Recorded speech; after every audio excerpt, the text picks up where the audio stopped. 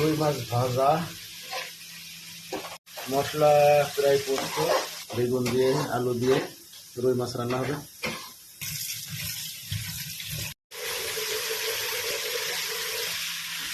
এবার কিছু নাড়াচাড়া হবে, একটু কষানো হয়ে গেলে হালকা একটু গরম পানি দিয়ে রুই মাছ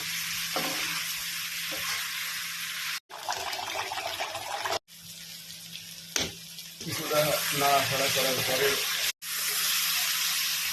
পানি দিয়ে নেবেন, যাতে নিচে না লেগে যায়, একটু নজর রাখতে হবে। সুন্দর মশলা পানি দিয়ে দেওয়া হচ্ছে, যে যতটুকু পরিমাণে ঝোল খাবে ততটুকু পরিমাণে পানি যখন ফুটে যাবে তখন মাছ দিয়ে দিতে হবে।